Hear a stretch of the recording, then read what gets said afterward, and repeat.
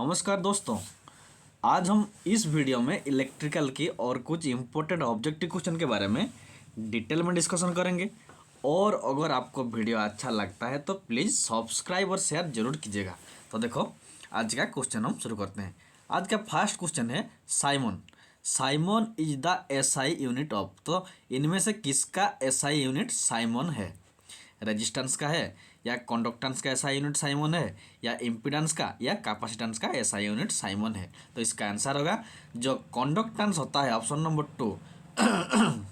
जो कंडक्टेंस होता है उसका एसआई यूनिट साइमन होता है। Option number 2 is the correct answer. तो देखो, ये साइमन वर्ड कहाँ से आया है? देखो, एक साइंटिस्ट जिनका नाम है जॉर्ज साइमन ओम। देखो, इन्हीं के नाम में जो साइमन वर्ड है, ये साइमन वर्ड आया है इन्हीं के नाम से। तो ये है हमारा कंडक्टेंस का यूनिट साइमन है। उसके बाद इन्हीं के नाम में और एक वर्ड है ओम। देखो, जॉर्ज साइमन ओम, ये जो ओम वर्ड, ये हमारा किसका यूनिट है? ये रेजिस्टेंस का यूनिट है। तो इन्हीं के नाम से कंडक्टेंस का यूनिट भी साइमन है और रेजिस्टेंस का यूनिट ओम आया हुआ है। और हम सब जानते हैं जो रेजिस्टेंस और कंडक्टेंस दोनों जस्ट ऑपोजिट होते हैं। जिस ओआर में रेजिस्टेंस का वैल्यू ज़्यादा होता है उसमें करंट फ्लो आसान नहीं होता है, मुश्किल होता है। और जिस ओआर में कंडक्टेंस का वैल्यू ज़्यादा होता है उस ओआर में जो करंट फ्लो होता है आसानी से फ्लो होता है। उसके बाद ये जो इम्पीडेंस है, इसका यूनिट क्या है? इसका यूनिट भी हम ओम ही होता है। और जो कैपेसिटेंस, इसका यूनिट क्या है? कैपेसिटेंस का यूनिट है फैराड। ये आपको याद रखना होगा। देन देखो, नेक्स्ट क्वेश्चन क्या है? देखो, नेक्स्ट क्वेश्चन है ये single binary digit is called dash. देखो, जो एक सिंगल बाइनरी डिजिट को हम क्या कहेंगे?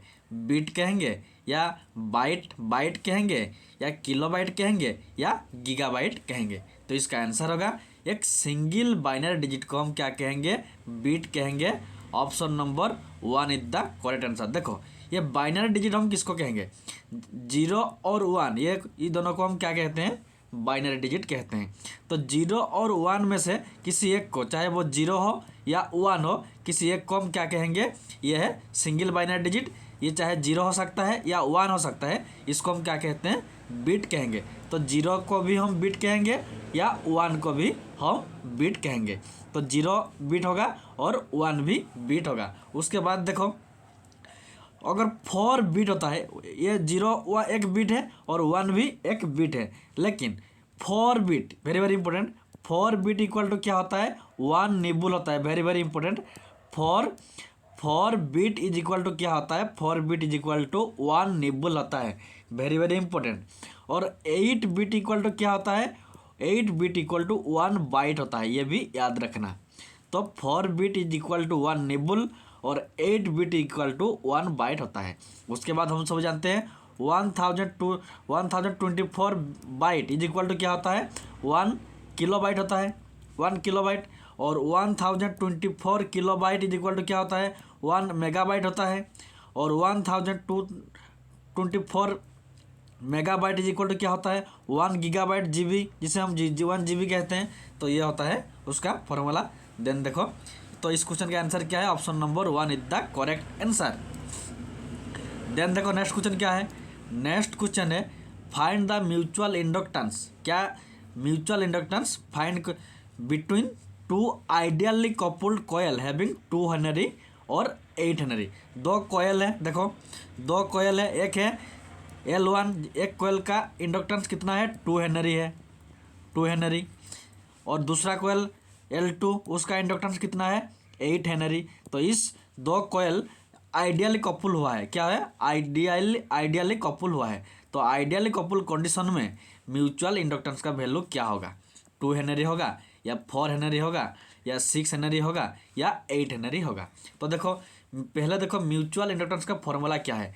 Mutual inductance M is equal to K into L1 into L2 का रूट ओवर। ये K क्या है? ये है कोफिशिएंट ऑफ कपलिंग। ये भी याद रखना, K is equal to coefficient of coupling होता है।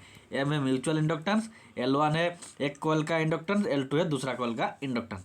तो देखो, इसके बाद देखो mutual inductance is equal to क्या होगा? Mutual inductance M is equal to K।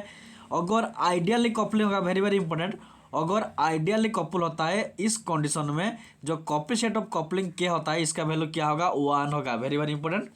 Ideally couple condition में कोएफिशिएंट ऑफ कपलिंग का वैल्यू क्या होगा 1 होगा। उसके बाद L1 कितना है, L1 का वैल्यू 2 इंटू L2 क्या है 8 का रूट ओवर इक्वल टू 16 का रूट ओवर 4।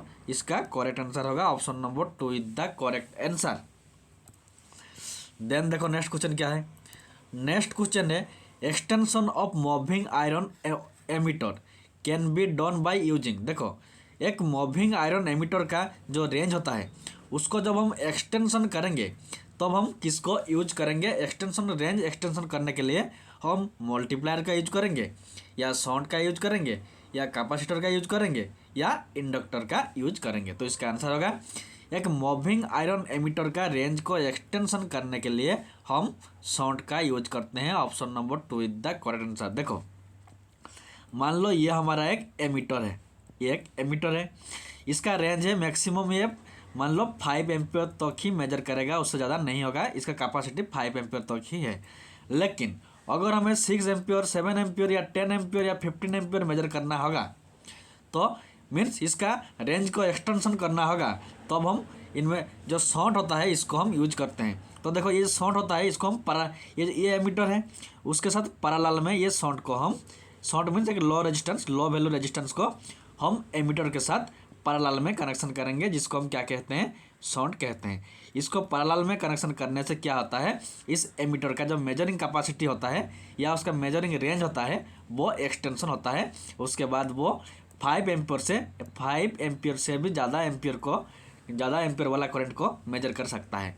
तो इसलिए option number 2 is the correct answer. Then देखो नेक्स्ट क्वेश्चन क्या है।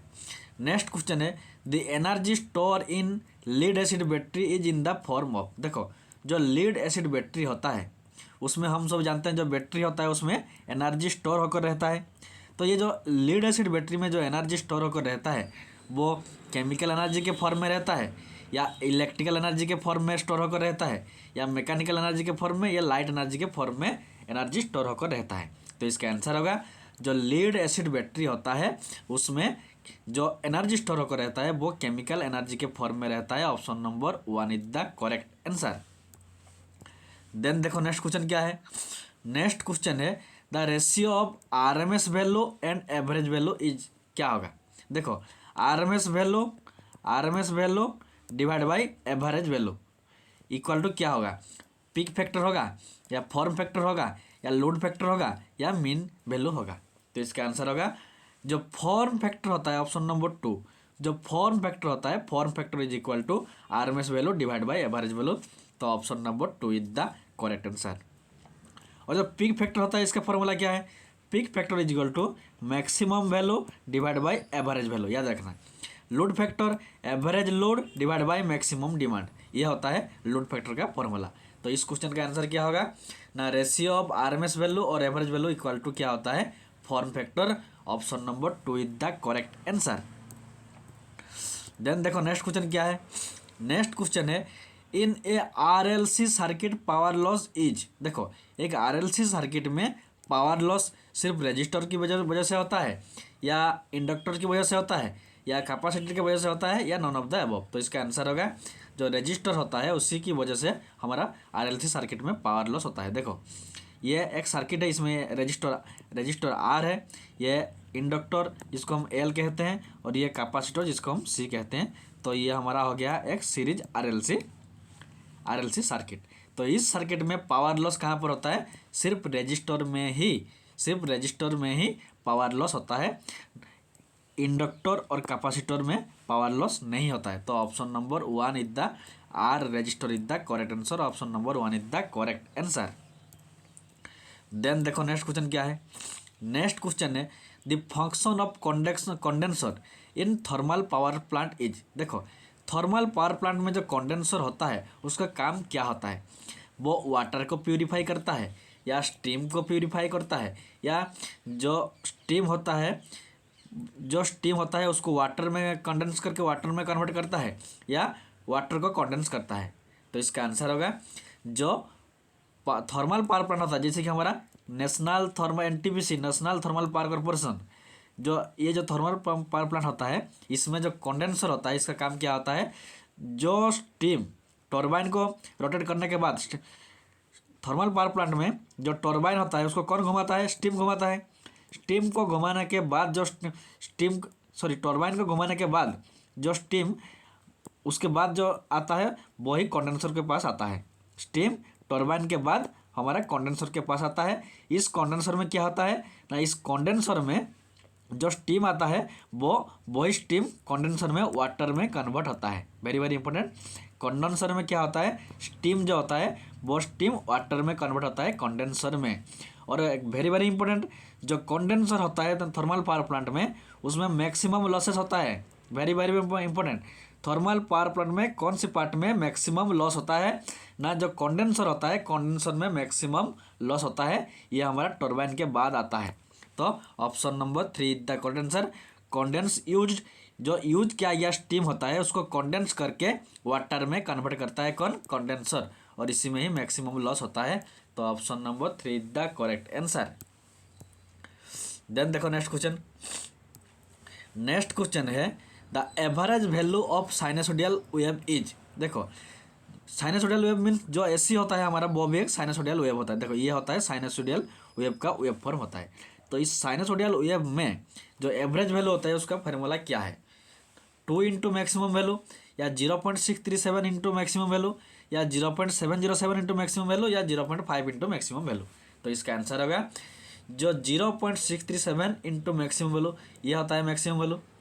तो 0.637 इंटू मैक्सिमम वैल्यू ये होता है हमारा एवरेज वैल्यू का फॉर्मूला। तो option number 2 is the correct answer. और जो आरएमएस वैल्यू का फॉर्मूला क्या है, RMS value equal to 0.707 into maximum value.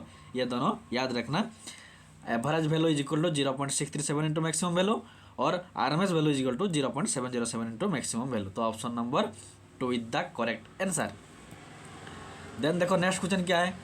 Next question है एक कैप्लन टर्बाइन इज। देखो जो कैप्लन टर्बाइन होता है उसको हम कहाँ पर यूज करते हैं, inward flow of impulse turbine में यूज करते हैं, या outward flow of reaction turbine में यूज करते हैं, या हाई हेड एक्सियल फ्लो में यूज करते हैं, या लो हेड एक्सियल फ्लो में यूज करते हैं। तो देखो कैप्लन टर्बाइन होता है, जो कैप्लन टर्बाइन होता है उसको हम लो हेड में यूज करते हैं।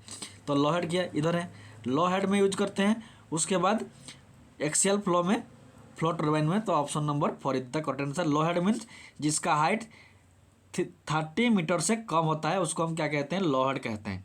और एक टाइप होता है पेल्टन टाइप व्हील होता है, पेल्टन व्हील टाइप टर्बाइन होता है, उसका हाई हेड में यूज करते हैं, जिसका हाइट कितना होना चाहिए, 300 मीटर से ज़्यादा होना चाहिए। और एक होता है फ्रांसिस टर्बाइन, उसका हाइट देखो ये 30 मीटर है, ये 300 मीटर है। तो ये दोनों के बीच में जो होता है वो है फ्रांसिस।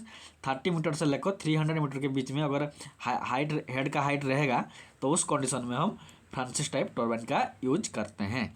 तो ये था। देन देखो तो आज के लिए इतना ही। Thanks for watching. और अगर आपको वीडियो अच्छा लगता है तो प्लीज़ सब्सक्राइब और शेयर जरूर कीजिएगा।